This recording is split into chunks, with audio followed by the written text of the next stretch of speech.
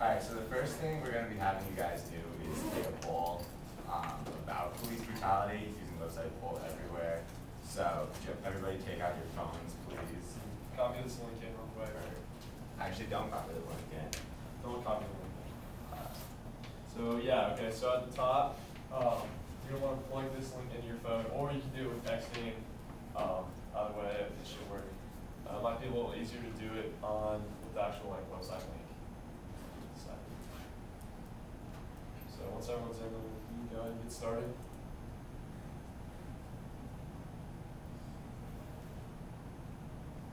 We're going to go to first response.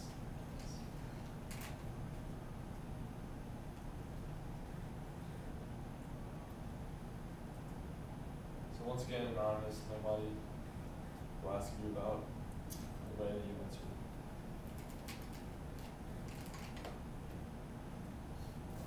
If you just let us know when you finished it, so like raise your hand if you, or just put your phone down.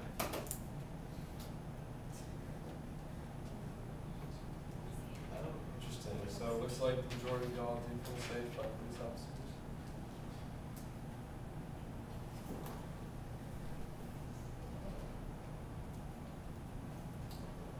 Alright, we're going to go on to the next question.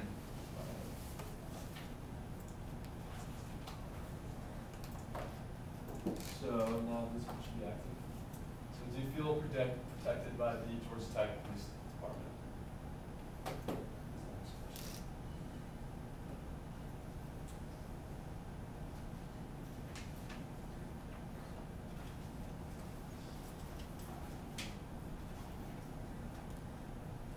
Those ones look a lot better, for sure. Alright, next question. We have 5 total.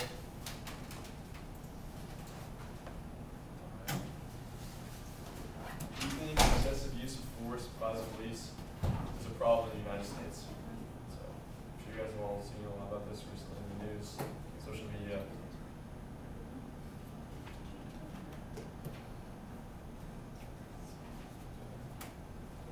Interesting. Does everyone answer the question? Hopefully we can help you guys learn a little bit more about this. We'll go over all of these at the end. Yeah. So would you change anything with America's police force? Anything at all, major or minor? Is there anything you would change at all? Okay.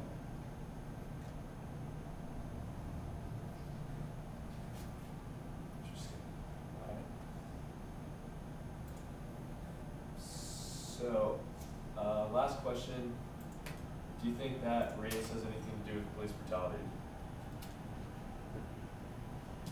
I'm sure that was possible.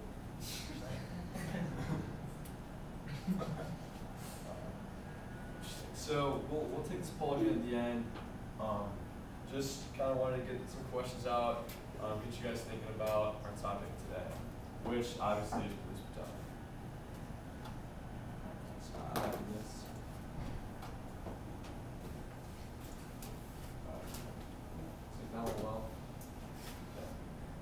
Alright, so I'm going to start by just kind of giving you a background of what is police brutality, like kind of by definition. So police brutality is the use of any force exceeding that reasonably necessary to accomplish a lawful police purpose. And that can be summarized as like a lot of different things, whatever the police need to do. And so excessive force is kind of, it's not really specific. It's kind of discretion of the police officer. And so we want to give you the option. The video that we're going to show, if any of you have seen Philando Castile, it's kind of a graphic video, so we just want to like give you a heads up, so you know. And we'll show the entire video, just be like a minute of it. We can give you a little bit of background if you want to pause it real quick. yeah. Okay, so I have something that, this is Diamond Reynolds, this is Philando Castile's girlfriend. She is in the vehicle with him at a traffic stop in Falcon, Minnesota. And so it's just a normal traffic stop. And so eventually what happens is that Philando Castile is shot by the police officer and dies. And so after the incident, Diamond Reynolds says, the officer said, "Don't move." As he was putting his hands back up, the officer shot him in the arm 4 or 5 times. And so this is the video when she kind of speaks through what's happening. Stay with me. There's a volume We on got the side. Andy, there's volume on the side. On that little console next to you. On the right. Right there, yeah. Okay, you can just adjust the volume.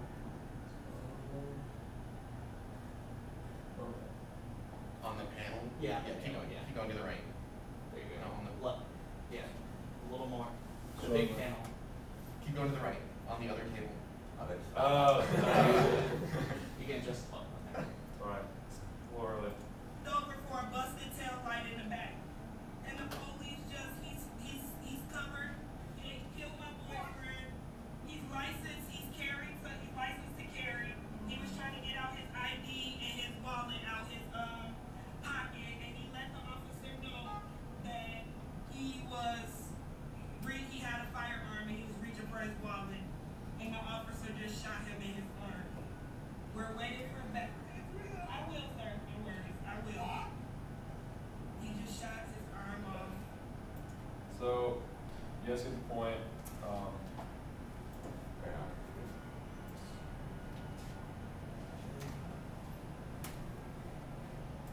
There we go. Okay. Alright, so why is this an issue? So, since 2013, the amount of police homicides in America have increased by almost 200%, actually over 200%, which is unbelievable. Also, even more troubling, the amount of, or the rate at which African Americans are victims of these police homicides is double that of the proportion of their actual population in America. So as you can see, 26% of police homicides involve African American victim, while they only make up 13% of America's actual population, which is very disturbing. Also, so this kind of spike in police brutality has sparked political movements and protests within America's population, such as Black Lives Matter. So some statistics about police brutality, just so you guys can see. So blacks are 3 times as likely to be a victim of police brutality than whites, and 30% of the victims were unarmed.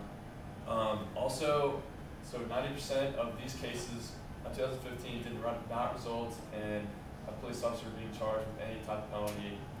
So obviously there is a large bias with police officers in the actual court system. Okay, so just some more facts about the police. Currently, the United States is at an all-time low when it comes to confidence in the police officers.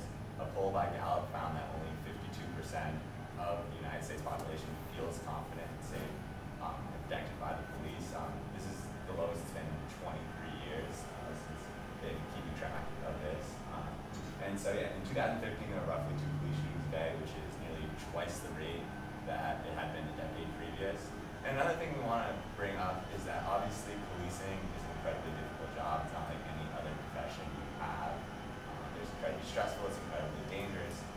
But because of this, we also believe that it needs the correct oversight and the correct way to monitor it. And that's why we've gone with a few changes. Okay, so obviously the issue of police brutality is far from being eliminated in the United States, but we've come up with several solutions to help definitely lower the risk of this threat to the everyday American citizen. So the first thing that we wanted to do was increase the minimum education requirement. Now this is not, we'll talk about later the police academy and how we want to change that, but this is the education requirement to get into a police academy. So currently most police academies in the United States only require either a GED or a high school diploma. There are a few that require more than that. We'll talk about that a bit later. But what we were planning on doing is increasing that requirement to a full 4-year degree. The reason behind this being that A, this will increase the demand for police officers because it will hopefully increase the pay along with that and making it a better job for police to have pay, something to be more proud of. Second, there has been research to show that higher educated police officers use less force and only use it when it's necessary. So yeah, so currently 83% of police academies require a high school diploma, and only 8% require something more. So for example, the Memphis, Tennessee Police Department requires 54 credit hours, or but places like that often have ways to waive that So for example, if you have a military experience, then that 54 credit hour minimum is erased. And so what we wanted to do was make it a standard across all police academies that you have to have at least some form of degree, preferably something that has to do with policing. So there's some other requirements to get into a police academy. You have to be at least 18 years old, obviously. If you have to get a degree, you're going to end up being older by the time you start becoming a police officer. There's some basic physical requirements, and then eventually you get into the police academy, which usually goes from 19 to 21 weeks, which it varies depending on where you are in the United States. So some states require a longer police academy, others require shorter. It all just depends. And so yeah, this is a quote from Dr. Maria Haverford of the John Jay College of Criminal Justice. She's not talking about police academy, she's talking strictly about an academic degree. She says there's a direct correlation between the specific topics police officers are exposed to during an academic career and use of force. There can be some additional correlation if they're pursuing degrees in fields related to police work. If they're exposed to various research findings from studies of police conduct and misconduct, like police ethics, for example, it's an additional tool. So essentially what she's saying is if they're exposed to this before they become a police officer, then it is helpful. It's a helpful tool for them to really understand when use of force is necessary. And so the second part of our kind of proposal to adjust how this happens or kind of stop police brutality in a way is to better educate and train them within the police academy. And that actually means kind of adjusting how we teach them or what the curriculum for this kind of job would be. And so one really great source that we've used is an initiative called Trust and Justice, and it's by this Yale professor in law who kind of started it to kind of fix relationships between police officers and the communities that they are serving. And so he kind of sets his a lot within race relationships, but it works just as well within communities and the police officers. And so he breaks it down into 3 different types of learning, and so he does a really good job of wording it better than I could, so I'm just going to read you how he defines each one. So the first one is reconciliation, and it means to facilitate frank conversations between communities and law enforcement that allow them to address historic tensions, grievances, and misconceptions between them to reset relationships. Meaning that if you discuss these issues out loud, then it helps to kind of like fix the relationship between a police officer and the community that they are policed. The second one is procedural justice, and it focuses on how the characteristics of law enforcement interactions with the public shape the public's views of the police, and then their willingness to obey the law and the actual crime rates decrease. If you can create some form of trust, which is kind of what he's named his initiative after, then things like crime rates will decrease. And then the final part of that, we asked the question about race, and this one kind of leads more into that. But it's called implicit bias. You can even tie it back to thinking fast and slow. But his definition of an implicit bias in education for police officers is focusing on how largely unconscious psychological processes can shape authorities' actions and lead to racially disparate outcomes, even when actual racism isn't in the picture. And so that's an issue that we have within the police force, I feel, or we bring up at least to discuss. So yeah, and then the final part of our plan is more accountability. So there's 2 parts to this. We're going to talk mostly about body cameras, but we would require all police officers to wear body cameras. You can see up here. They're not cumbersome at all. They're very small, little thing that can go on your shoulder. There's many different kinds. And then we'd also change the judicial system so police do not receive special treatment.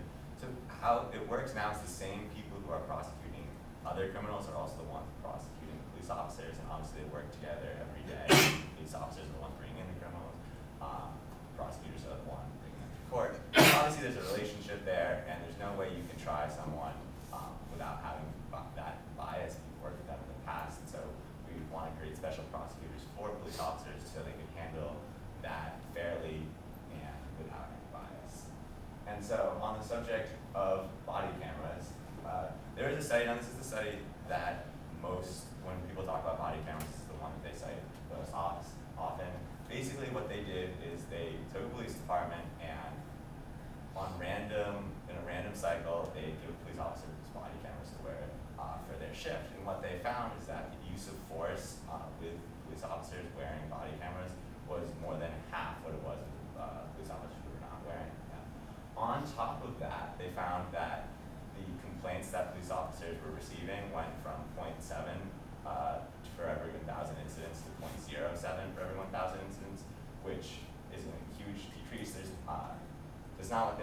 testing, and so there'd have to be more research to go into that. And obviously, body cameras are new technology that people are just starting to talk about, so there's research that needs to go into those more, as well as there's still issues with privacy. Obviously, you can't have every single thing that police officers see be open to the public. If you're a victim of some crime or anything relating to have that shared with the whole world could be a traumatizing experience. So there needs to be some balance between what people have access to and also holding police officers accountable for their actions. Alright, so once again we are going to open up some more discussion questions for y'all. Just kind of continue to get you guys thinking in this conversation. So hopefully you can Just request you have 4 minutes. Okay, thank you. Yeah, so hopefully you guys can ask a question to help learn stuff to bring back, like just not leave it in this classroom, but to take it out to like the real world. So first of all, do you personally feel police brutality has gotten worse in recent years? This is open to you guys answering. I mean, I don't know if it's gotten worse, but it's definitely gotten more in the public eye. Like, you hear about it a lot more now, than, especially with like cell phone cameras and with video giving it, than you ever did before. Absolutely.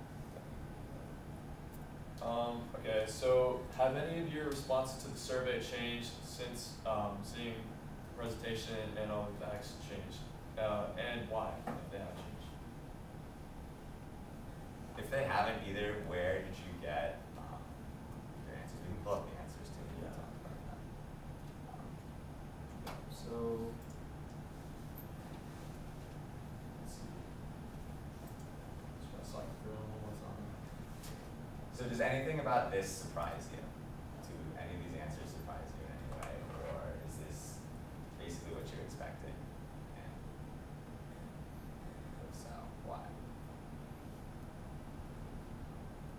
I personally think that it's cool to see it in relation to the Gallup poll that says only 52% of America think that they feel safe around a police officer, whereas the class says 69%.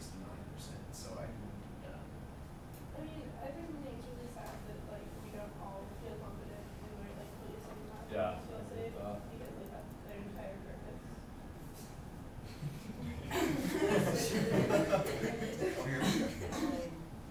I wouldn't say like that police officers make me feel like unsafe. Like I don't really feel like when I see a police officer, it's all good.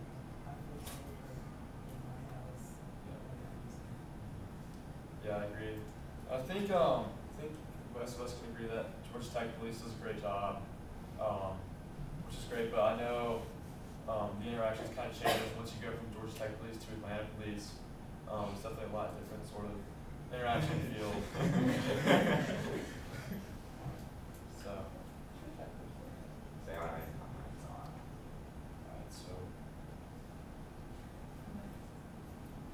So I reported a crime like 2 weeks ago, and like that was like the first time I had like an interaction with a police officer where it wasn't not that like I get in trouble like legally, but like where I saw them not like as equal, but we just like had a legitimate conversation. And I think like though I've never been like the subject or like experienced police brutality anyway, just like my perception of it has definitely been changed by the media, whether or not that's like a depiction of like how they actually are. So it's something like nice to have that interaction with. I guess that's kind of like what Sam was saying, that's kind of sad that I was happy that we have a good interaction. Definitely see the worst of the worst with social media nowadays. Yeah. For me, I think it's mostly like the media. I know definitely that the police are not going to shoot me for any bad reason, but because of this like surplus of videos showing like innocent shootings or like brainless shootings, so it definitely urges makes you feel more. I guess the question also is though, is it really just the media on top? Because as we showed, rates of shootings by police officers have doubled in the past year. So Yeah, like one of the problems I think is that kind of going back to what he said about like the media kind of like zooms in on the bad incidences, not really the good ones, and they don't really put it into perspective. Yeah. Like how I mean, even though like yes, it's a big problem, but it's also a small problem. Like if you look at everything as a whole, and they kind of ignore like the bigger, like I don't want to say the bigger problem, but like the larger scale.